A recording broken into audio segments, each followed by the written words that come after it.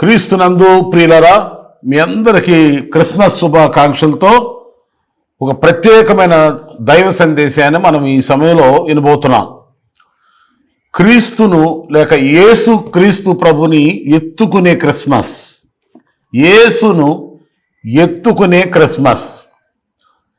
అయ్యో, మీరందరూ అనుకోవచ్చు, లేక నేనైనా మన అందరం కూడా అనుకుంటాం, యేసుని మనం ఎత్తుకునే అవకాశం ఎలా దొరుకుద్ది? యేసుని ఎత్తుకుంటానికి ఆయన మళ్ళా శిశువుగా మన మధ్యలో ఉండడు కదా, రాడు కదా. యేసుక్రీస్తు ప్రభుని ఎలా ఎత్తుకోగలమని చెప్పి చాలామందికి అసంతృప్తి, నాకైతే చాలా అసంతృప్తిగా ఉంటుంది. మీకు కూడా అలాగే అనిపిస్తుంది యేసు ప్రభుని ఎత్తుకోవాలనే ఆశ కలిగిన వారికి.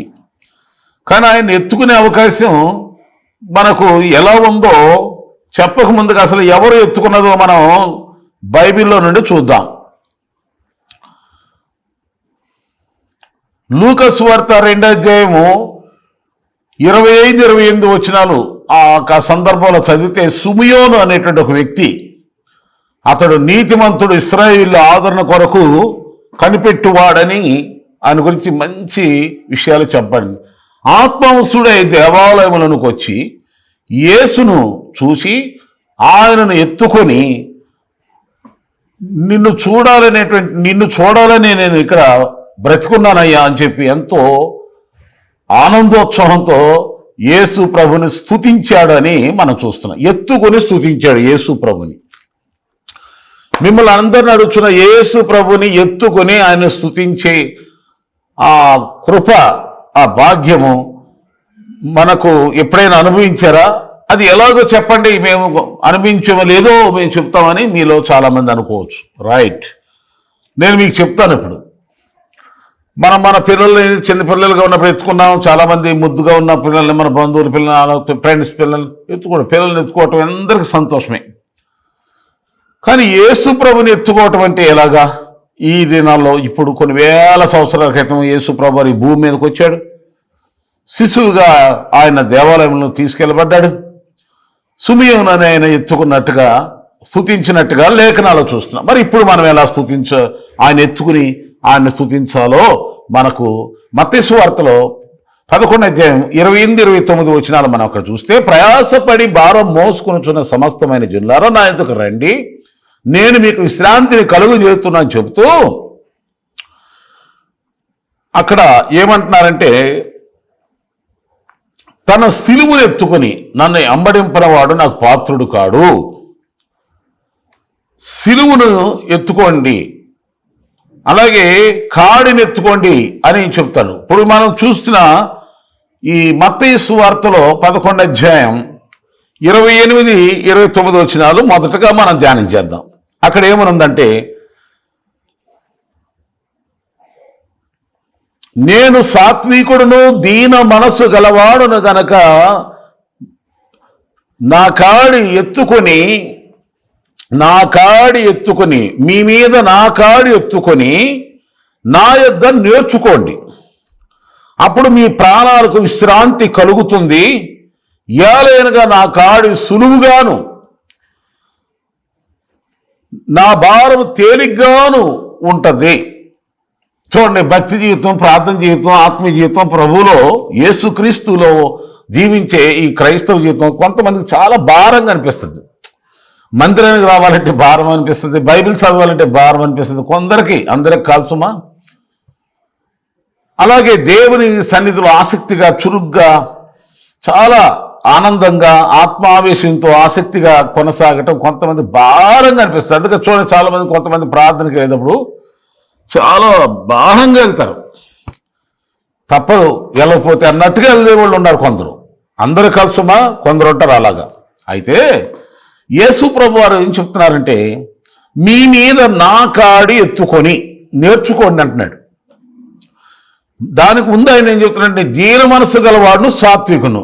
చూడండి, యేసును ఎత్తుకొని ఆ శిశువుగా శరీర సంబంధంగా యేసు ప్రభుని ఎత్తుకునే అవకాశం మనకు లేకపోయినా, యేసు ప్రభు వారు ఆయన ఎత్తుకునే మరో మార్గాన్ని చూపిస్తున్నాడు మనకు. ఆయన కాడిని ఎత్తుకోమంటున్నాడు. కాడి అంటే చూడండి, మనం ఊరిలో ఎద్దులు ఎద్దులు అంటే బండి లాగాలన్నా నాగలి దున్నాలన్నా ఆ దూడలకి ఎద్దులకి ముందు ఏం చేస్తారంటే నేర్పిస్తారు, కాడి పెట్టి మాట వినేలాగా చేస్తారన్నమాట.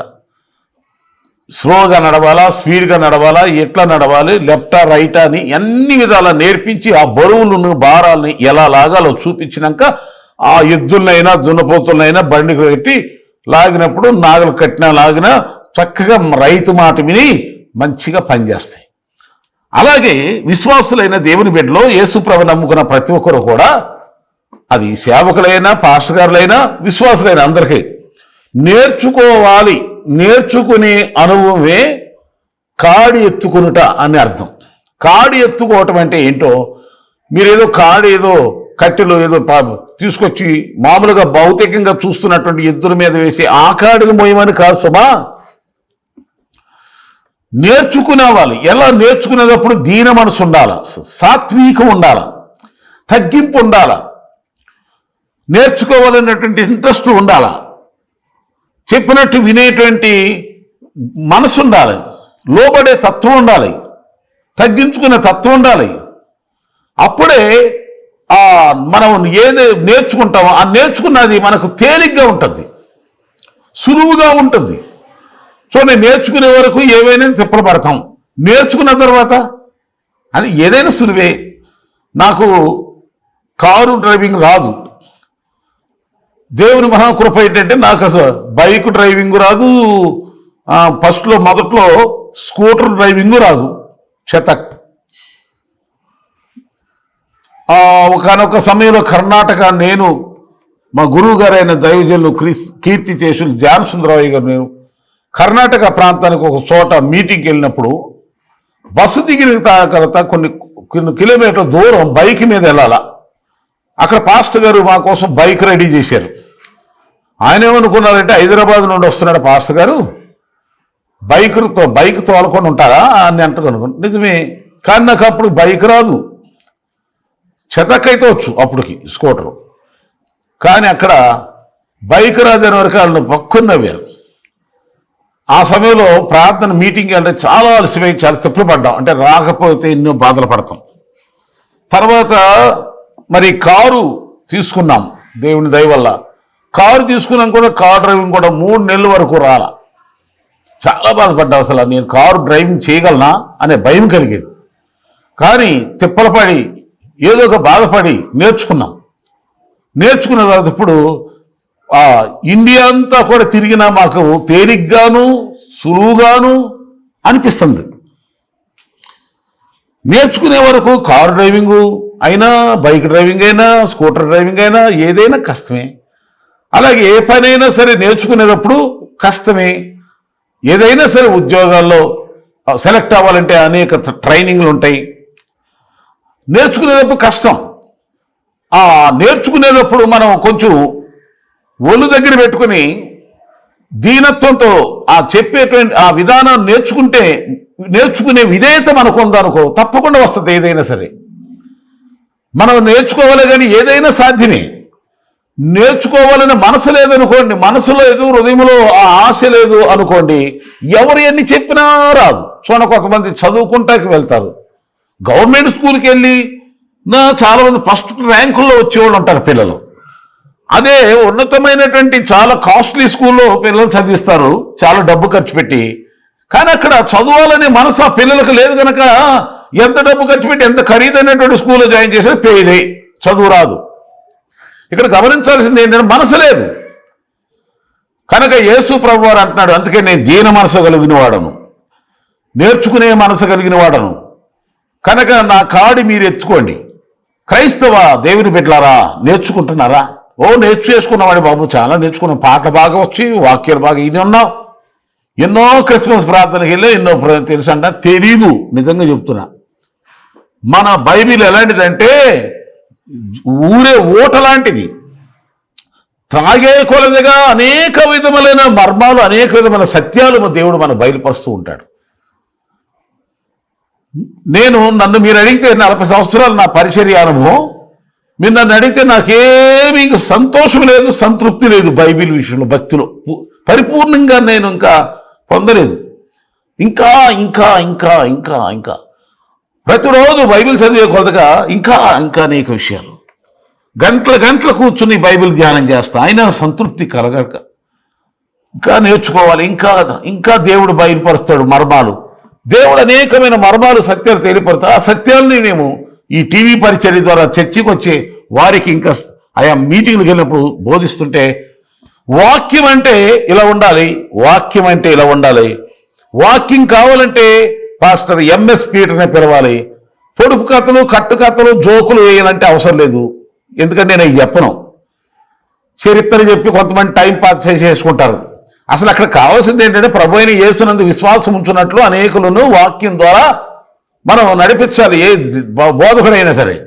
కానీ చాలామంది దురదృష్టం ఏంటంటే వాక్యం తెలిసి చూపిస్తాడు కానీ చరిత్ర అంటాడు, లేకపోతే అక్కడ ఈ సంగతి అంటాడు, ఇక్కడ ఈ సంగతి అంటాడు, లేకపోతే పెట్టకథలు కట్టకథలు, లేకపోతే ఎవరో చెడిపోయిన పడిపోయిన విశ్వాసుల గురించి వాళ్ళ గురించి వీళ్ళ గురించి చెప్పేసి ఆ యొక్క సమయాన్ని అంత దుర్నయం చేసే బోధకులు ఉన్నారు.